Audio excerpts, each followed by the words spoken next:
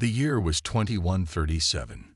Humans had built homes on Mars, Europa, and several large rocks in the space between planets. Earth was still home to billions, but now mankind had spread its reach across the solar system. Captain John Mason stood on the bridge of the UES Vanguard. The ship hummed softly as it moved through the dark emptiness beyond Pluto. Mason had been chosen to lead this research mission to the far edges of human territory. He was tall with dark hair showing touches of gray at the temples. His blue eyes watched the stars through the main viewport. "Captain, I'm getting strange readings," said Dr. Olivia Grant.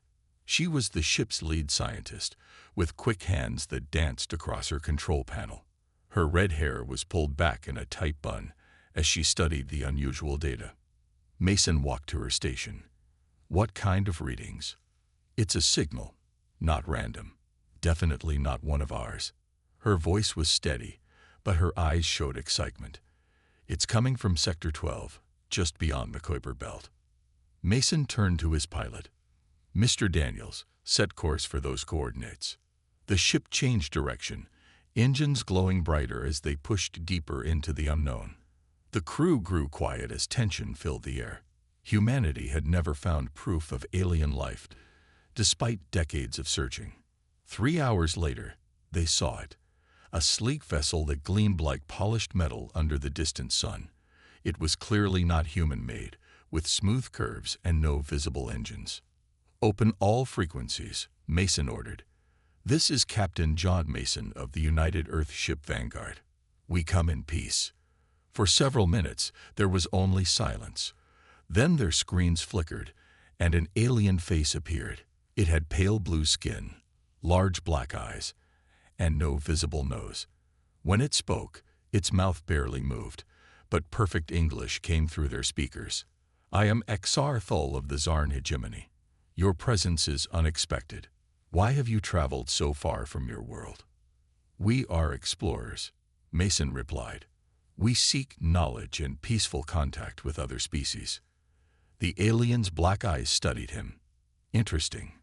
Perhaps you would join me on our diplomatic vessel to discuss further." Mason turned to Dr. Grant. "What do you think?" "It's what we came for," she said with a small smile. First contact. Hours later, Mason, Grant, and 2 security officers stood in a large room aboard the alien ship. The walls shimmered with strange lights, and the air smelled like cinnamon. "Please wait here," Exar Thul said. "I must speak with my superiors." When the alien left, Dr. Grant pulled out a small device and scanned the room.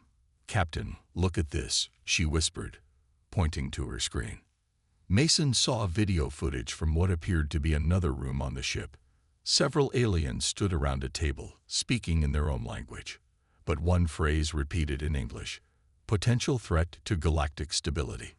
"They're talking about us," Grant said quietly. Mason frowned. "Keep recording. We need to return to our ship immediately." As they turned to leave, the door opened. Exar Thul stood there, head tilted. "Is something wrong?" "Nothing," Mason said smoothly. "But we should return to our vessel to prepare proper diplomatic procedures." The alien's eyes narrowed slightly. "Of course." They walked quickly through the hallways. Mason noticed more aliens watching them, hands resting on what looked like weapons. "They know," whispered Grant. They reached the docking area just as an alarm began to sound. Red lights flashed along the walls. "Run," Mason ordered. They sprinted the final distance to their shuttle. The security officers fired their weapons at approaching aliens as Mason and Grant jumped aboard. "Take off now," Mason shouted to the pilot. The shuttle tore away from the alien ship, racing back to where the Vanguard waited. Behind them, the alien vessel began to glow as weapon systems came online. "Captain, they're targeting us," called the tactical officer aboard the Vanguard. "Prepare for immediate jump to FTL," Mason ordered once their shuttle was safely aboard. "Set course for Earth. Maximum speed." The stars blurred as the human ship leaped into faster-than-light travel, narrowly escaping the alien weapons fire. "What did they mean by threat to galactic stability?" asked Grant, still catching her breath. Mason's face was grim. I don't know, but Earth needs to hear this recording immediately. Humanity just became part of something much bigger than our solar system. As the Vanguard raced home, they didn't know they had just started a chain of events that would change the fate of humanity forever. 6 months had passed since the UES Vanguard's narrow escape from the Zarn ship. Earth's governments had been in constant meetings, preparing for what might come next. Then the message arrived. It appeared on every screen on Earth at once. A formal invitation for humanity to join something called the Galactic Concord, an alliance of 27 spacefaring civilizations. Admiral Catherine Reeves sat at the head of a long table in the Space Defense Force headquarters. Her gray hair was cut short, and her eyes showed doubt as she read the invitation again. "It's a trap," she said. Captain John Mason and Dr. Olivia Grant sat across from her. They had become heroes after bringing back the recording from the Zarn ship. "Maybe," Mason said, "but we can't ignore it." "We need to know more about this Concord," Grant added. "If they wanted to destroy us, why not just attack?" 3 weeks later, a small team of humans traveled in Earth's newest ship to meet the Concord representatives. Ambassador Alan Shepard led the team. He was a calm man with a gift for finding common ground. Mason and Grant went too, as they had experience with aliens. Their ship arrived at a massive space station that floated in neutral territory between star systems. It was huge, like a city in space with towers and domes shining in the starlight. Inside, they found aliens of all shapes and sizes. Some had too many limbs, others had skin that changed colors, and a few seemed to float rather than walk.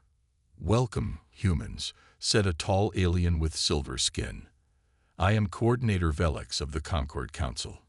You are the first new species we have invited in over 300 years. Ambassador Shepard bowed slightly. "We are honored. Earth looks forward to peaceful relations with all species." As they followed Velix deeper into the station, Mason spotted a group of blue-skinned aliens. The Zarn. They acted as if they had never seen humans before. "They're pretending the incident never happened," he whispered to Grant. "Politics," she whispered back. "Probably saving face." The humans were shown to a large round room where representatives from other species sat in rising tiers. Most watched the humans with curious eyes. Some seemed friendly, nodding or making gestures of welcome. Others stared coldly. "The Concord operates on a simple system," Velix explained. "Species are ranked by their technology level and military strength. New members start at the bottom tier." "Seems fair," Shepard said politely, but Mason could see he was concerned. A small alien with 4 arms approached them during a break. This species looked almost like a child's drawing of a person, with overly large eyes and a tiny mouth. "I am Visionary Celine of the Eldar," she said in a musical voice. "My species has been part of the Concord since its beginning." "It's a pleasure to meet you," said Shepard. Celine leaned closer. "I should warn you. Many here fear what they cannot predict, and humans are the most unpredictable species they've encountered in millennia." Before Shepard could ask what she meant, Velix called everyone back to their seats. The Concord presented the terms for Earth to join. Strict limits on how many ships humans could build, which technologies they could develop, and how far they could expand. "These restrictions seem extensive," Shepard said carefully. "They are standard for new members," the Zarn representative said smoothly. "For the safety of all." Later, in their private quarters, the human team discussed what they had learned. "They're afraid of us," Mason said. "But why? We're centuries behind their technology." Grant looked thoughtful. "Maybe it's not about technology. Maybe it's about how quickly we adapt." Ambassador Shepard nodded slowly. "We accept the invitation, but we negotiate better terms. Earth needs to be part of this Concord if we want to survive. But we need to be careful." "Very careful," agreed Mason, thinking of the Zarn and their talk of humanity as a threat. What none of them knew was that in a secret meeting, Several Concorde species were already discussing ways to ensure humans never advanced enough to challenge the established order of the galaxy. 2 years had passed since Earth joined the Galactic Concorde. Despite the strict rules placed on them, humans had been busy. They studied the new alien technologies they were allowed to use and found ways to improve them that surprised even their creators. Dr. Olivia Grant now led a team of scientists who worked with medical devices from the Concorde. She stood in her lab on the International Space Station, watching as her assistant tested their latest creation. "Try it again," she said, pushing a strand of red hair behind her ear. The assistant placed the small silver device over a damaged tissue sample. It glowed softly, and they watched on a screen as the cells began to repair themselves much faster than with the original alien design. "It works," the assistant said with a big smile. "Send the results to the Medical Council," Grant said. This could help species across the Concorde. Meanwhile, Captain John Mason had been given command of the UES Defiant, the first human ship built using Concorde technology. It wasn't the biggest or most powerful ship in space, but Mason was proud of it. The Defiant's crew trained harder than any other ship in the human fleet. They ran combat drills and emergency scenarios day and night. Mason wanted them ready for anything. Lieutenant Ryan Oakes, the ship's expert on computer systems, noticed something interesting during their training. "Captain," he said one day on the bridge, "I've been studying how other Concorde ships operate. Most of them rely on AI systems to make decisions in battle. And we don't," Mason replied. "We use the computers to help, but humans make the final choices." "Exactly. It makes us more unpredictable." The Defiant was sent to patrol a quiet area of space alongside ships from other Concorde species. It was supposed to be an easy mission. Then they received an emergency call. A large asteroid was heading straight for a mining colony on a small moon. The colony had 2,000 people who couldn't be evacuated in time. 3 ships responded to the call: the Defiant, a Vex collective cruiser, and a Tauri patrol vessel. When they arrived, the asteroid was just hours from hitting the colony. "The Concorde procedure is to evacuate as many as possible," the Vex commander said over the communications link. "We cannot stop the asteroid." Mason looked at his crew. "Lieutenant Winters, what if we use our mining lasers in a new way?" Lieutenant Nicole Winters, the weapons officer, was a brilliant tactician. Her brown eyes lit up as she understood Mason's idea. "We could modify them to cut the asteroid into smaller pieces. It wouldn't stop the impact, but it would spread out the damage enough that the colony shields might hold." "It's not in the standard protocols," the Tauri captain warned. "Then we make a new protocol," Mason said firmly. The Defiant moved into position. Winters reprogrammed the mining lasers, pushing them far beyond their normal power levels. The ship shook as the lasers cut deep lines into the massive rock, breaking it into pieces as it continued toward the moon. When the asteroid fragments hit the colony's shields, there were tense moments of waiting. Then the colony reported in. The shields had held. Everyone was safe. News of what the human ship had done spread quickly through the Concorde. Some alien species praised human resourcefulness. Others worried about it. Unknown to Mason and his crew, a secret meeting was taking place on the Concorde Central Station. The Zarn ambassador stood before the Security Council, which didn't include Earth. "As you can see from these reports," the Zarn said, pointing to a display titled "The Human Anomaly," "evolutionary patterns suggesting future dominance. Humans adapt our technology in ways we never considered. They ignore established procedures when it suits them. If this continues, they will eventually outpace us all." The council members murmured among themselves. "What do you suggest?" asked an elder member. "For now, we watch them closely. But preparations must be made to contain the human problem before it grows beyond our control." As the secret meeting continued, the crew of the Defiant celebrated their success, unaware that their resourcefulness had only made some in the Concorde more determined to hold humanity back. A message arrived from the Galactic Concorde. They were organizing a large military exercise with ships from many different species. They called it a way to promote cooperation and shared defense protocols. Admiral Catherine Reeves did not believe this was the real reason. She sat in her office on the lunar base, reading the message again. "They want to see what we can do," she told Captain John Mason during their secure call. "How we fight, how we think." Mason nodded. His face on the screen looked serious. "What are my orders?" "Take the Defiant and join the exercises. Show them enough to earn respect, but not enough to frighten them." She paused. "Be careful, John. I don't trust this." 2 weeks later, the UEAS Defiant arrived at the designated area of space. Dozens of ships from other species were already there. The human vessel looked small next to the massive warships of the more advanced civilizations. The Concord officials assigned the Defiant to work with 3 ships from the Vex Collective. The Vex were a species with gray skin and 4 eyes. They were known for their advanced technology and strict, logical thinking. "Welcome to Battle Group 7, said the Vex commander, Strategist Prime Korthos. "Our mission is to defend the practice station against attacking forces." "We're ready to assist," Mason replied politely. The exercises began with simple drills. The Defiant performed well, following standard Concord tactics, but Mason was holding back, just as Admiral Reeves had ordered. Lieutenant Nicole Winters, the weapons officer, had been studying Concord ship designs. She noticed patterns in how they moved and fought.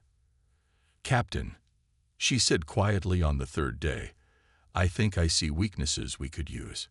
"Show me," Mason said. Winters pointed to her screen. "Their tactics are too perfect, too predictable. If we approach from unusual angles and change speed randomly, their targeting systems struggle to adjust." Mason smiled. "Let's try it in the next round, but nothing too obvious." When the next exercise began, the Defiant moved differently than before. It took unusual paths, accelerated, and slowed at random times. The opposing ships missed their shots more often than they should have. The Vex commander, Korthos, noticed. "Your flight patterns are irregular, Captain Mason." "Just trying something new," Mason said casually. Korthos tilted his head. "Interesting. Not efficient, but effective." Over the next few days, Korthos began to study the Defiant more closely. He requested old Earth military records from the Concord database. He watched how the humans trained, how they made decisions quickly without long planning. "Your species fights in unusual ways," he told Mason during a meal break. "You have won wars against superior forces throughout your history." Mason nodded. "Sometimes the smartest fighter doesn't win. Sometimes it's the one who can adapt the fastest." On the final day, the exercise changed without warning. Instead of practice weapons, Mason noticed energy readings that indicated real weapons were being prepared. 3 ships suddenly broke formation and turned toward the Defiant. "Weapons hot," Mason shouted. "Evasive maneuvers." The Defiant twisted away as energy beams cut through space where they had just been. The ship shook as a glancing blow hit their shields. "This isn't a drill," Lieutenant Winters said, her hands flying over her controls. "Fight back," Mason ordered. "But don't destroy them. Just embarrass them." What followed shocked everyone watching. The small human ship danced between enemy fire, using the tactics Winters had developed. They fired precise shots that disabled weapon systems without causing major damage.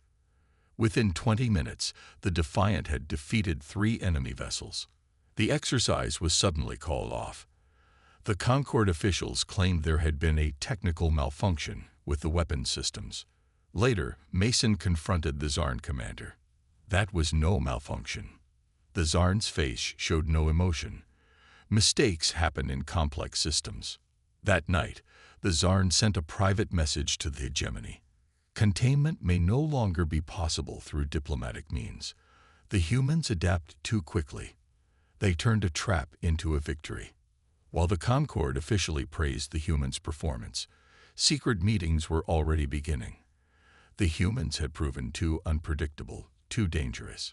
Something would have to be done about them. Dr. Olivia Grant did not like fancy events, But the Concord Technology Summit was important. She and Lieutenant Ryan Oakes represented Earth at the huge meeting on the Concord's central station. Scientists from all species shared ideas and showed new inventions. During a break, Oakes noticed something strange on a computer screen someone had left open. He was good with computers and could tell these were protected files. "Dr. Grant," he whispered, "look at this." Grant came over and they both stared at the screen. The title of the file was Human Adaptability, a comprehensive threat assessment. "Can you copy it?" Grant asked quietly.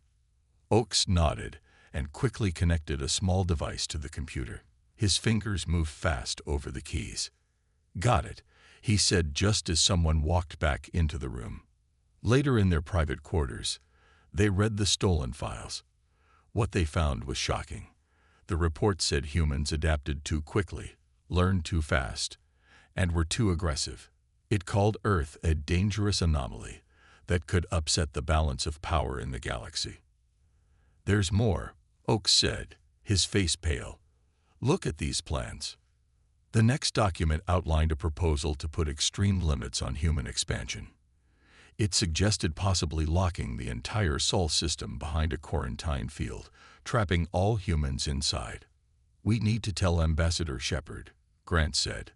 Shepard was a calm man, but even he looked worried when they showed him the files. "I'll try to build support with friendly species," he said. "The Eldar have been helpful, and the Tory Federation seems to respect our abilities." Meanwhile, Admiral Reeves received the news on Earth. She immediately called a secret meeting with military leaders. "Begin preparations," she ordered. "Move our fleet into defensive positions, but call it a training exercise. We can't let them know we're onto them." Captain Mason and the Defiant were given a special mission. They were to visit a Zarn outpost near the edge of Concord space and gather more information about the plans against Earth. "This is risky," Mason told his crew, "but we need to know exactly what they're planning." The Defiant used its small size to slip past border patrols. They'd reached the Zarn outpost and managed to hide behind a small moon. "I'm picking up heavy communications traffic," reported Lieutenant Winters. "Something big is happening." Using special equipment, they intercepted and decoded Zarn messages. What they found confirmed their worst fears. The Zarn and 4 other species were planning a first strike against key human bases. "We've seen enough," Mason said. "We need to warn Earth." As they turned to leave, sensors blared a warning. They had been discovered. 3 Zarn warships appeared from behind the planet. "Evasive action," Mason ordered. The Defiant ran at full speed, the Zarn ships close behind. They barely managed to escape into FTL travel, racing back toward human space with their vital information. Back on Earth, leaders argued about what to do. Some wanted to bring the evidence to the Concord. Others said to prepare for war. "We should at least try diplomacy first," Ambassador Shepard insisted. A special meeting of the Concord was called. Shepard presented evidence of the Zarn's plans, careful not to reveal how they got the information. The Zarn ambassador stood up angrily. "Humans have been spying on us. This proves they cannot be trusted. We demand sanctions against Earth." The room erupted in loud arguments. Different species took sides. The Eldar spoke in defense of humans. The Zarn and their allies called for punishment. In the middle of the shouting, an aide rushed in and whispered something to the Concord leader. The room suddenly went quiet. "We have just received reports," the Concord leader announced, his voice grave. "Several human outposts near the border have been attacked. There are many casualties." Ambassador Shepard looked at the Zarn in shock. "You've already started a war." The Zarn ambassador said nothing, but his cold eyes showed no regret.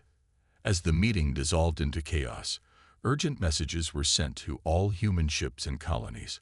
"We are under attack. This is not a drill." The conspiracy against humanity had moved from planning to action. No one knew if Earth would survive what was coming. The war began suddenly. Ships from the Zarn hegemony and 4 other species attacked human colonies and stations all at once. They had better weapons and more ships. Humans were not ready for such a big attack. Admiral Catherine Reeves stood in Earth's main defense center watching as red dots appeared on the big screen. Each dot was a human base under attack. "How bad is it?" she asked her second in command. "We've lost contact with 7 outposts. Mars colony reports heavy fighting. The mining station on Europa is holding but needs help." Reeves nodded, her face hard with determination. "Send all available ships to defend our main colonies. We can't save everything, but we can make them pay for every inch they take." In space, the UES Defiant raced toward a battle near Jupiter. Captain John Mason had gathered a small group of ships to counterattack. Their ships talked to each other using standard Concorde signals. Mason told the other captains, "Lieutenant Oakes has found a way to jam those signals. We can make them fight blind." Oakes, normally quiet and serious, smiled slightly. "It won't stop them, but it will confuse them." The human ships entered the battle at high speed. The Defiant led the charge, its new shields glowing as enemy fire hit them. The shields were Dr. Grant's creation, a mix of human ideas and alien technology that worked better than it should. "Activate the jammer," Mason ordered. Oakes pressed a button on his console. Suddenly, the enemy ships began moving in strange ways. Some fired at the wrong targets. Others stopped moving altogether. "It's working," Lieutenant Winters shouted. "They can't coordinate their attacks." The human ships pressed their advantage, taking out the confused enemy vessels one by one. It wasn't a complete victory. 2 human ships were destroyed, and the rest took damage. But they saved the Jupiter station and its 1,000 workers. Similar battles happened all across the solar system. Humans were outnumbered and outgunned, but they fought with desperate creativity. Some species in the Concorde who claimed to be neutral secretly helped humans, impressed by their refusal to give up. On Earth, Admiral Reeves called a secret meeting with her top commanders. "It's time for Protocol Omega," she said. The others looked shocked.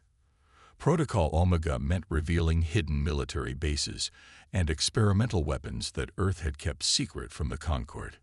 "If we use those weapons, we break our treaty," one general said. "They broke it first when they attacked us," Reeves replied. "Activate all Omega sites." Across the solar system, hidden doors opened in asteroids and moons. Secret shipyards launched vessels no one knew existed. Weapon platforms powered up behind Mars and Venus. Captain Mason received new orders: lead a small team to infiltrate the Zarn flagship. They needed to steal the aliens' attack plans to have any chance of surviving. The mission was dangerous. Mason and 5 crew members used a stolen Zarn shuttle to approach the massive enemy ship. They wore special suits that hid their human life signs. "Remember," Mason told his team, "we need those plans. Nothing else matters." Inside the Zarn ship, they moved carefully through dark corridors. 2 human soldiers were killed by security robots. Another was wounded but kept going. They finally reached the central computer room. Lieutenant Oakes worked quickly, connecting his devices to the alien computer. "I'm in. Downloading their battle plans now." Alarms suddenly blared throughout the ship. "They've detected us," Mason said. "Hurry." The team ran back toward their shuttle, fighting off Zarn security forces. The wounded soldier stayed behind with explosives to cover their escape. They never saw him again. Mason's team barely made it back to human space with the stolen plans. But the cost was high. Many human outposts had been destroyed.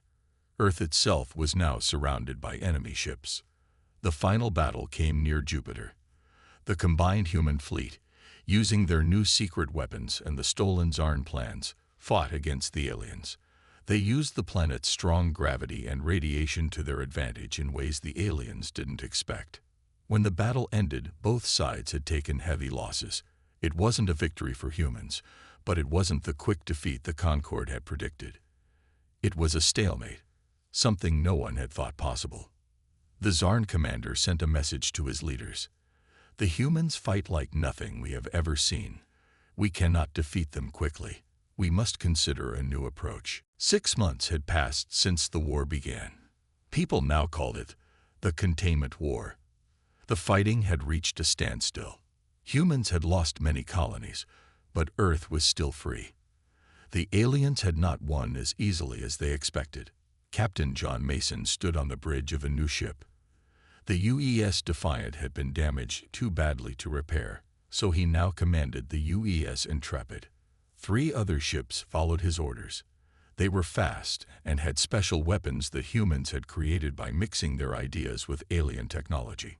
"Captain, all ships report ready," said Lieutenant Winters, who had stayed with Mason through all the fighting. Mason nodded. "Begin the operation." His small group of ships jumped to FTL speed, headed for a Zarn supply base. It was their 5th raid in 2 weeks. The plan was simple: hit quickly, destroy what they could, and leave before enemy reinforcements arrived. The raid worked perfectly. The human ships appeared suddenly, fired their weapons at key targets, and vanished back into space before the Zarn could respond. Meanwhile, on the Concorde Central Station, 4 species officially announced they would no longer fight against humans. The Eldar were first to leave the anti-human coalition, followed by 3 others. They claimed the war went against Concorde principles. The Zarn were angry but couldn't force the other species to keep fighting. The war was costing too much and lasting too long. On Earth, Dr. Olivia Grant made an important discovery. She had been studying the Concorde's communication network. "I found a way to use their own system to broadcast a message to every species at once," she told Admiral Reeves. "They won't be able to block it."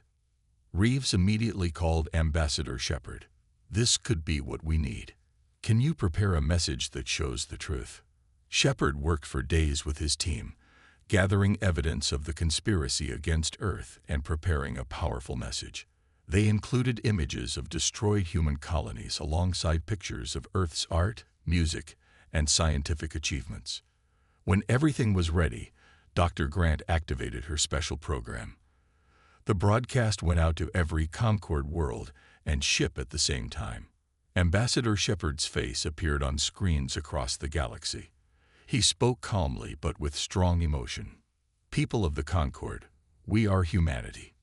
We were attacked without warning because some feared what we might become. Look at what has been done to our homes, our families." The screen showed images of ruined colonies. "Now look at what we create when given the chance to live in peace." The images changed to show human achievements. Children playing, scientists working. "We do not want war. We want to be part of the galactic community. We have much to offer if you will let us live." The broadcast couldn't be stopped. Every species saw it. Many had not known the full truth about how the war started. The Concorde Assembly called for an immediate end to the fighting. They demanded an investigation into how the war began. Several Zarn leaders were arrested for breaking Concorde laws. But not all Zarn accepted defeat. A final group of hardline ships headed for Earth, determined to finish what they had started. Captain Mason's task force intercepted them near Earth's moon.